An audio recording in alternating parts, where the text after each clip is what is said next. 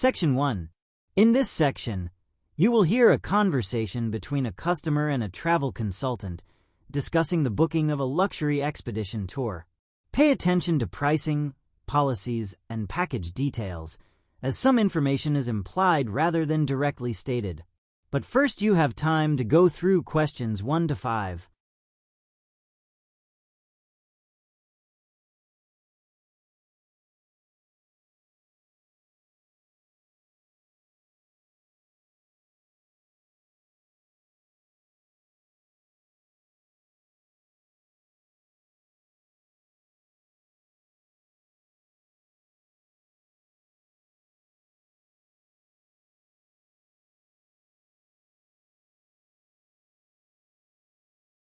Good afternoon.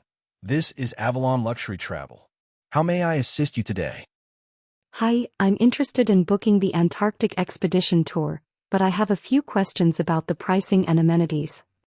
Certainly. The base fare for the 14-day package starts at $12,800 per person, but we have early bird discounts if booked 3 months in advance. That's quite steep. What does it include? The package covers all-inclusive accommodation on our luxury cruise, guided land excursions, and gourmet dining. Additional activities, such as submarine diving or helicopter rides, are available at an extra cost. I see. What about cancellation policies? Cancellations made at least 90 days before departure receive a 75% refund, while those within 60 days incur a 50% charge. Unfortunately, cancellations within 30 days are non-refundable. Before you hear the rest of the audio, you have time to go through questions 6 to 10.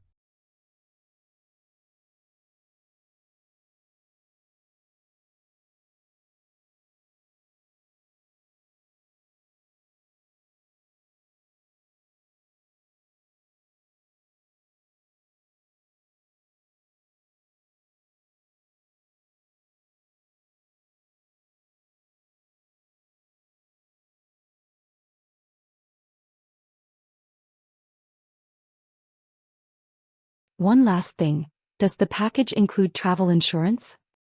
No, but we strongly recommend purchasing comprehensive travel insurance covering medical emergencies and trip cancellations. Good to know. Also, what's the baggage limit for the trip? Each passenger is allowed 2 checked bags up to 23 kilograms each, plus 1 carry-on. However, restrictions apply to specialized equipment, such as drones. Understood. And what's the embarkation point? The journey begins in Ushuaia, Argentina, where passengers board the cruise. Section 2. You will hear a lecture by an astrophysicist discussing the challenges of colonizing Mars. Expect scientific terminology, rapid speech, and complex sentence structures. But first you have time to go through questions 1 to 5.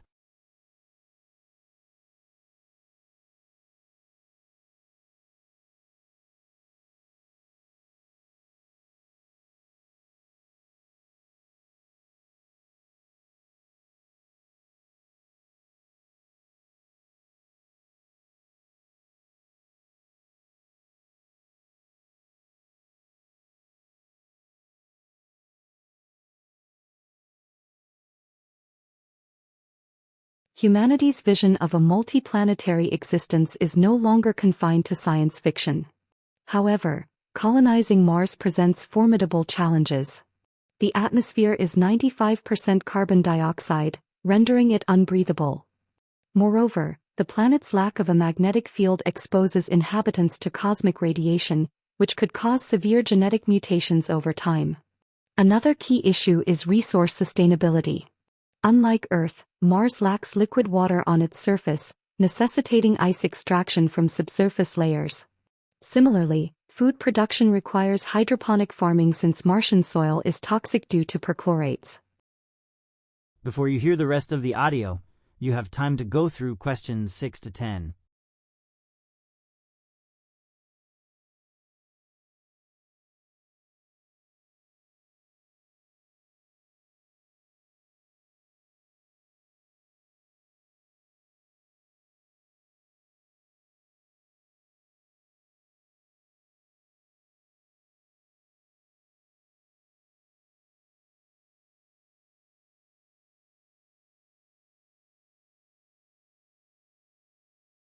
Technological innovations are crucial to overcoming these obstacles. Scientists are exploring terraforming methods, such as releasing greenhouse gases to warm the planet. Another promising avenue is nuclear fusion reactors, which could generate long-term energy in the absence of fossil fuels.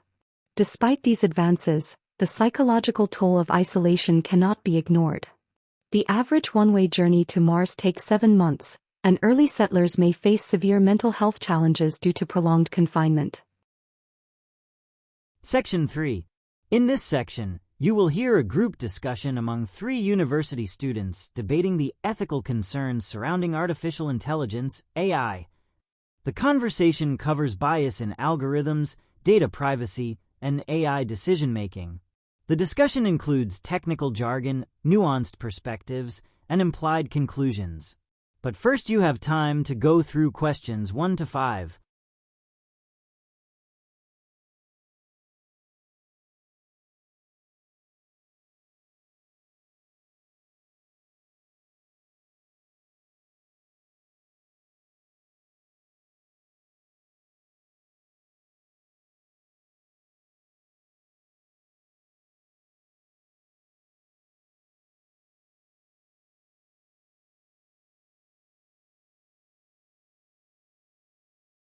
So, we all agree that AI is shaping our future, but have we fully considered the ethical dilemmas it presents? Absolutely. One major issue is algorithmic bias. AI models are trained on existing datasets, many of which contain historical prejudices. This can lead to discriminatory decision-making in areas like hiring, credit approvals, and even judicial sentencing. Right. And the problem is that these biases are often deeply embedded within the training data. When the model makes a decision, the user may not even realize it's unfair, as AI lacks transparency in its reasoning. That's the challenge of the so-called black box problem. Even developers struggle to interpret AI decisions. And when bias is identified, who is responsible? The developer, the organization, or the AI itself? Before you hear the rest of the audio, you have time to go through questions 6 to 10.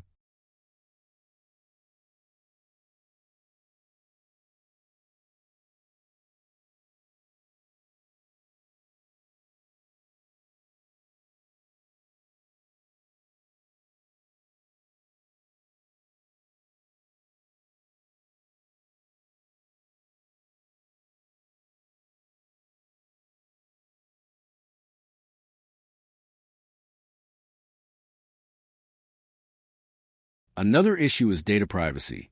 AI systems collect vast amounts of personal information, often without explicit user consent. Many tech companies claim they anonymize data, but studies suggest de-anonymization is possible using cross-reference datasets. Exactly. And with AI-driven surveillance expanding, privacy rights are at risk. Governments argue that mass data collection helps in crime prevention, but at what cost? There's also the concern of autonomous AI decision-making. Can AI be entrusted with life-altering choices, such as medical diagnoses or financial approvals? And don't forget military applications. Some governments are already deploying autonomous drones capable of making lethal decisions without human oversight. Section 4. This section is a lecture by an environmental scientist discussing geoengineering solutions for combating climate change. The monologue includes scientific terminology, rapid speech, and complex environmental policies. But first you have time to go through questions 1 to 5.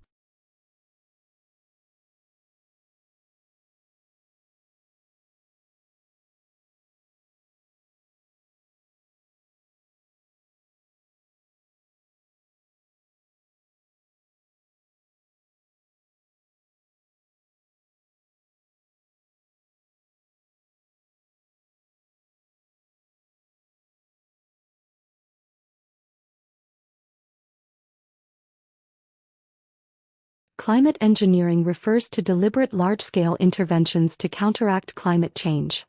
One of the most debated strategies is solar radiation management, SRM, which involves injecting aerosols into the stratosphere to reflect sunlight and cool the planet.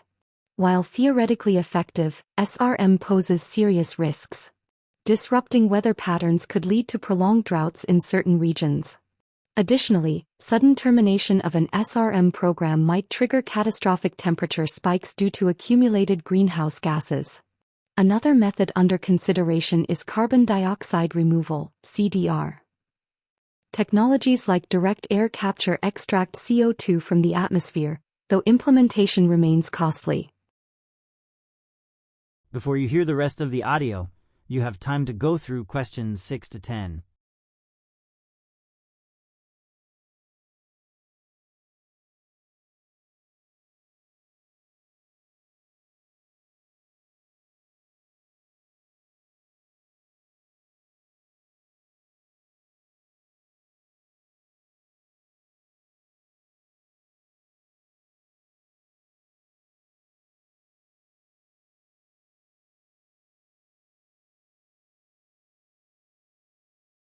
Critics argue that geoengineering is a temporary fix rather than a permanent solution. Additionally, political and ethical concerns arise. Who gets to control global climate interventions? One nation's benefit could be another's catastrophe. Proponents, however, emphasize that without urgent action, runaway climate change could be inevitable. Some advocate for ocean fertilization, where iron particles stimulate phytoplankton growth, absorbing CO2 from the air. Regardless of the approach, geoengineering cannot replace emission reductions. It should be considered a last resort, complementing sustainable policies.